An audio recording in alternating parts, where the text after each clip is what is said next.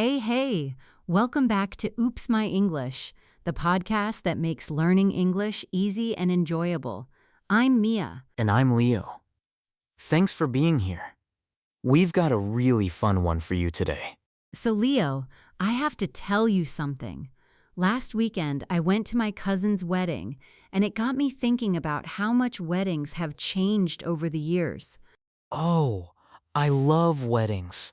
The food, the dancing, the emotional speeches that make everyone cry. What was your cousin's wedding like? It was beautiful, but it was so different from my parents' wedding or my grandparents' wedding.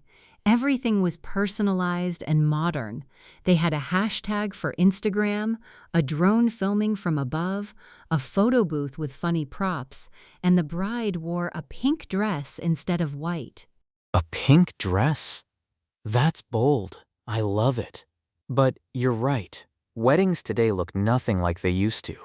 My grandparents got married in a tiny church with maybe 30 guests. No DJ, no fancy decorations. Just family, food, and a lot of dancing. And that's exactly what we're talking about today. Dream weddings. What makes a perfect wedding? How have weddings changed over time? And we're going to learn some really useful grammar along the way. Yes, today we're focusing on how to talk about the past using used to and would. These are perfect for comparing how things were before and how they are now. If you're a B1 or B2 learner, this is grammar you really need to master. And what better way to learn it than by talking about love, romance, and wedding cake? Before we start, quick favor. If you enjoy learning with us, please hit that subscribe button, give this episode a thumbs up, and share it with a friend who's learning English. Especially if they're planning a wedding. They'll need all the vocabulary we're about to teach. Okay, let's dive in. Mia, let's start with the basics. What does used to actually mean? Great question. We use used to when we talk about things that were true in the past but are not true anymore. Things that happened regularly before but don't happen now. For example, weddings used to be much smaller. This means in the past, weddings were small, but now they're often bigger. So it's about past habits or past situations that have changed. The key is that it's not true anymore. If I say I used to live in London, it means I lived there before, but I don't live there now. Exactly. And the structure is simple. Subject plus used to plus the base verb. She used to wear traditional dresses. They used to invite only family. People used to get married younger.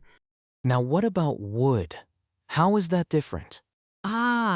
This is where it gets interesting. We also use would to talk about past habits, but only for repeated actions, not for states or situations. So you can say my grandmother would always cry at weddings because crying at weddings was a repeated action she did many times.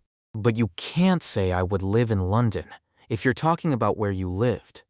That doesn't work because living somewhere is a state, not an action. Exactly. For states, we use used to. For repeated actions, we can use either used to or would. My grandfather used to sing at every wedding, or my grandfather would sing at every wedding. Both are correct. That's a really clear explanation. So used to works for everything, but would only works for repeated actions. Got it. And one more thing. When we use would for past habits, we usually need to establish the time period first. We need context. So you might say, when I was a child, my family would go to weddings every summer.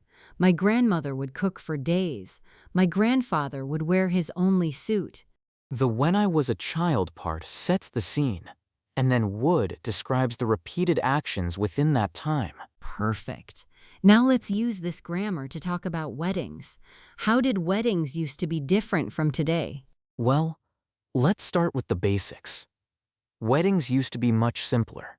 My grandparents got married in 1962, and my grandmother told me the whole thing cost less than their monthly rent. Can you imagine? That's incredible. These days, weddings can cost as much as a house deposit. Some people spend tens of thousands on just one day.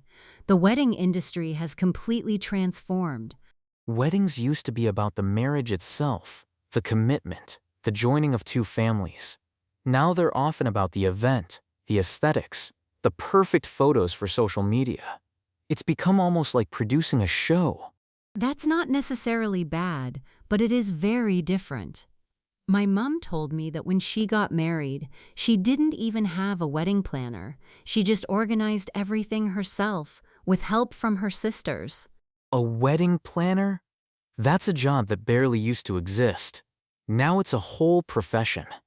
People hire someone to coordinate every tiny detail, from the color of the napkins to the timing of the fireworks. Fireworks at weddings. That's another thing. Weddings used to end with everyone going home after cake. Now they end with fireworks, sparklers, confetti cannons, and drone light shows. Let's talk about the ceremony itself. In my family, weddings used to always happen in a church. That was just what you did. You got married in the same church where your parents got married, where your grandparents got married. The venue would be chosen by tradition, not by personal preference. There was no destination wedding where you fly everyone to Bali for a beach ceremony. You got married locally, in your community. Destination wedding is a good phrase. That's when a couple chooses to get married somewhere far away, often a beautiful or exotic location. It didn't used to be common at all, but now it's a huge trend. And couples used to have much less choice about everything. The bride would wear white because that's what brides wore. The groom would wear a dark suit. The flowers would be whatever was in season locally. There wasn't this overwhelming amount of options. Now you can have any theme you want. I've seen superhero weddings, Harry Potter weddings, weddings where everyone wears jeans. The rules have completely relaxed. Speaking of the bride, let's talk about wedding dresses. Wedding dresses used to be passed down through generations. My great-grandmother's dress was worn by my grandmother, then offered to my mother. That's beautiful. There's something special about wearing the same dress your grandmother wore. It carries so much history and emotion. But my mother didn't wear it in the end. She wanted something more modern. And these days, very few brides wear family dresses. Most want something new, something unique to them. Wedding dresses used to be simpler too. Now some dresses have 3 different looks in one. The bride would change outfits during the reception. She might start in a big dramatic gown and then change into something lighter for dancing. Would change, might change. See how we're using would for these repeated actions and customs? This is natural English for talking about how things were done in the past. Good catch. Let's talk about the guest list. Guest lists used to be very different from today. Oh, definitely. In my parents' generation, you would invite everyone, all the relatives, all the neighbors, friends of your parents, people you barely knew.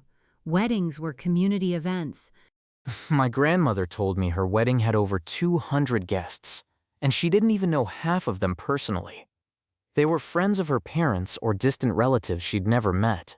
That would be unthinkable now. Today, many couples want smaller, more intimate weddings, just the people who really matter to them, quality over quantity. Intimate is a good word. It means close and personal, with a small group of people you're really connected to. An intimate wedding might have only 50 guests instead of 200. And here's another big change.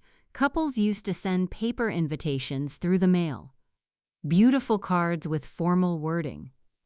Mr. and Mrs. Smith request the pleasure of your company. So formal. Now people send wedding invitations by email or even WhatsApp. Some couples just create a wedding website and send a link.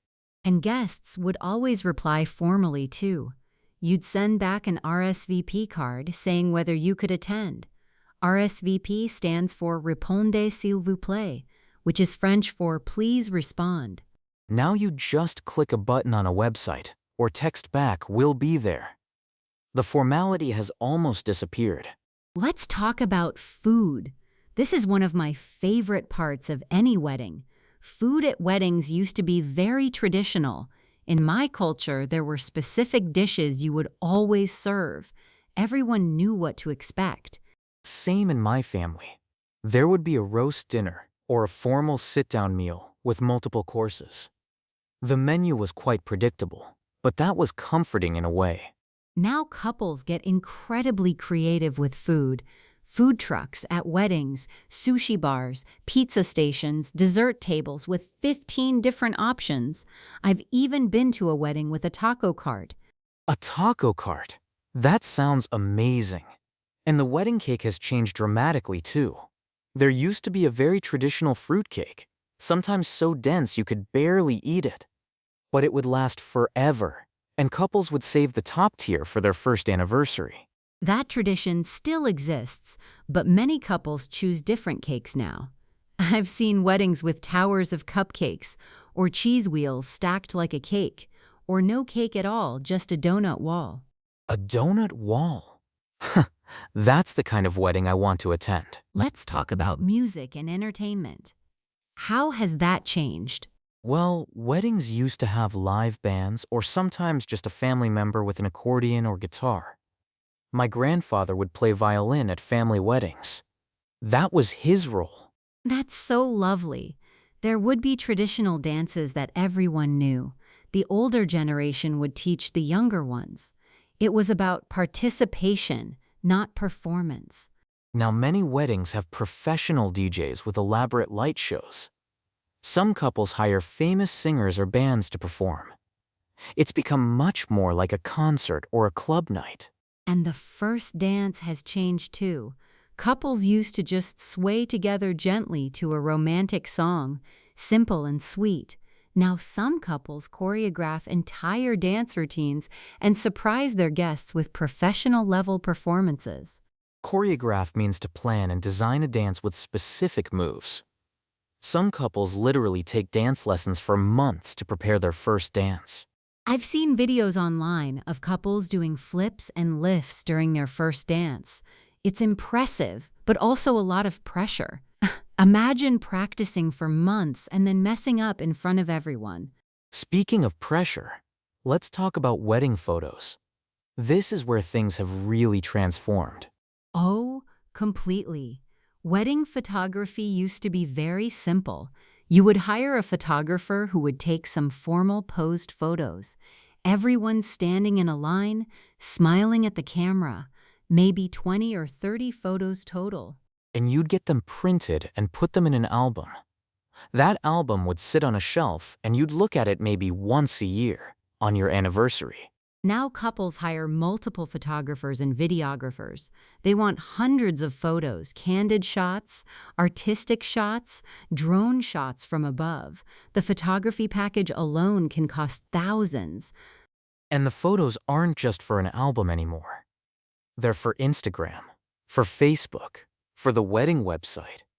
Couples want that perfect shot that will get lots of likes and comments. Which brings us to social media. This is something that completely didn't used to exist at weddings. Now it's a huge part of the experience for many couples.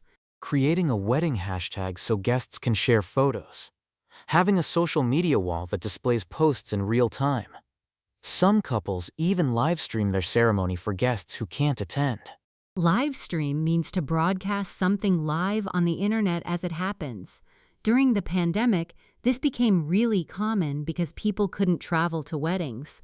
And some couples now have unplugged ceremonies. That means they ask guests to put away their phones and cameras during the ceremony. Just be present and watch with your own eyes. I love that idea. It's kind of funny that we need a special rule to make people put down their phones at a wedding. That's not something anyone would have imagined 30 years ago. Because phones at weddings didn't used to be a thing. People would just watch. They would cry. They would experience it. Now everyone's watching through their screens, trying to get the perfect shot. Okay, let's talk about some wedding traditions. Some of these are very old and still exist today. Others have changed or disappeared completely. Let's start with something old, something new, something borrowed, something blue. This is a tradition for brides. She's supposed to carry or wear these four things for good luck. The something old represents the past and continuity. Brides would often wear a piece of family jewelry, like a grandmother's necklace. Something new represents the future and new life ahead. This might be the wedding dress itself, or new shoes. Something borrowed should come from someone happily married to bring good luck to the new couple. Brides would borrow a handkerchief or a piece of jewelry from a married friend or relative. And something blue represents fidelity and love. Brides often wear a blue garter or have blue flowers in their bouquet. The bouquet, that's another tradition. The bride would carry flowers, and at the end of the reception, she would throw the bouquet over her shoulder to all the unmarried women. The person who catches it is supposed to be the next one to get married. This tradition still exists, but it's become a bit controversial. Some people find it outdated or embarrassing for single guests. And the garter toss used to be common too. The groom would remove the bride's garter and throw it to the unmarried men. Whoever caught it would be the next to get married. That tradition has really declined. Many modern couples find it inappropriate or uncomfortable. Times change, and traditions change with them. Another tradition that's changed is who pays for the wedding. It used to be that the bride's family would pay for everything. That was the custom in many cultures. Now it's much more common for couples to pay for their own weddings, or for both families to contribute, or to split costs in various ways. The old rules don't really apply anymore. And the honeymoon. Let's talk about that. The honeymoon is the holiday that couples take right after the wedding. Honeymoons used to be quite simple. Maybe a few days at a nice hotel, or a trip to a nearby beach. Something relaxing but not too extravagant. Now honeymoons can be month-long adventures around the world. Some couples go on mini-moons right after the wedding and then take a bigger trip later when they've saved more money. Mini-moon is a cute word. It's a shorter, smaller honeymoon, usually just a few days somewhere close to home. Okay, Leo, let's do a quick review of the grammar before we move to vocabulary. Good idea. So we use used to for past habits and past states that are no longer true. Weddings used to be smaller. I used to believe in perfect fairy tale weddings. Couples used to get married younger. And we use would for repeated past actions, but not for states. My grandmother would always cry at weddings. The bride would throw the bouquet. Guests would bring homemade gifts.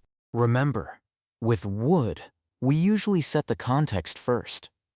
Back in my grandparents' time, weddings would last all weekend. When I was a child, my family would attend weddings every summer. And the negative form is didn't used to or never used to. People didn't used to spend so much on weddings.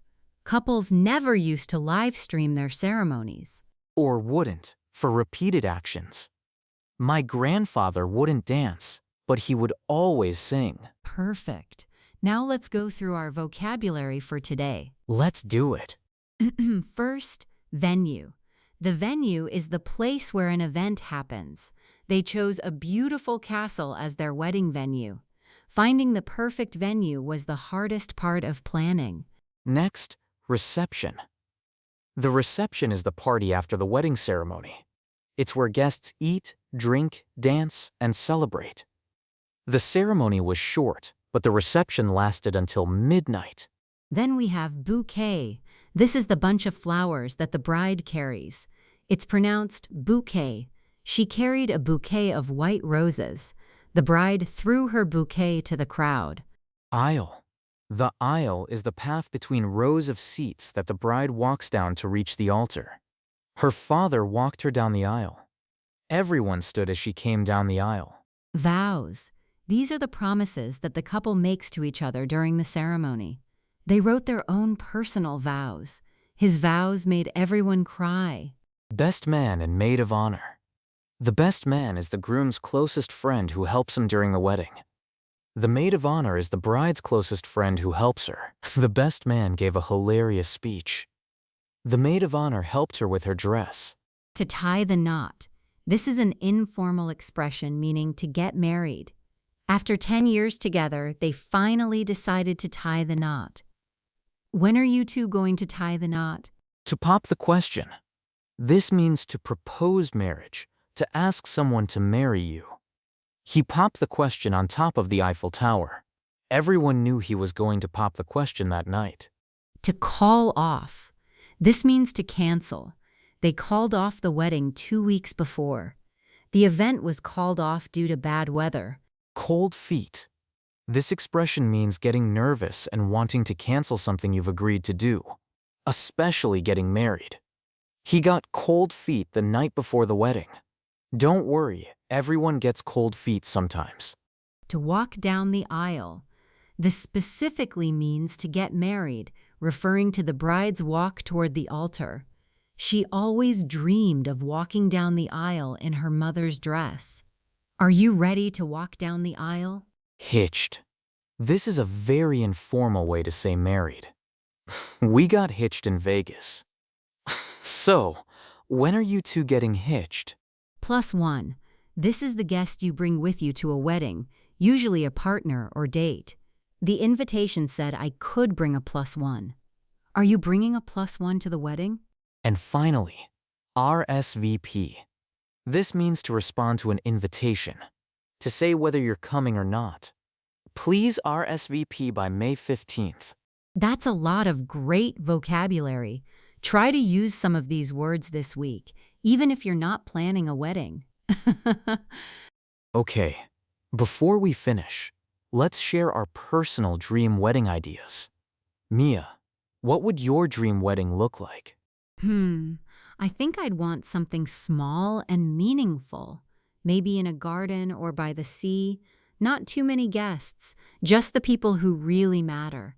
Good food, good music, lots of dancing, nothing too formal or stressful. That sounds lovely. Simple but beautiful. What about you, Leo? What would your dream wedding be? I used to think I wanted a big party with hundreds of guests. But now I think I'd prefer something more intimate too. Maybe a destination wedding somewhere warm. Just close friends and family, and definitely good cake. The cake is non-negotiable. Of course, the cake is essential. Okay, listeners, here's your question. What's your dream wedding? Big or small? Traditional or modern? Beach or church? And has your idea of a perfect wedding changed over the years? Write in the comments and tell us. Use some of the vocabulary we learned today. For example, my dream venue would be a beach in Greece, or I used to want a huge wedding, but now I prefer something small. And try using used to or would in your answer. Tell us how weddings were in your culture when you were younger compared to now. If this episode helped you, please like, subscribe, and share it with someone who loves weddings or who's learning English. Thank you so much for spending this time with us. You didn't waste it. You invested it in yourself. We're proud of you for being here and learning with us. This was Oops My English with Mia and Leo. Until next time, keep practicing and keep dreaming about that perfect wedding. Bye, everyone. Bye-bye. Take care. See you in the next episode.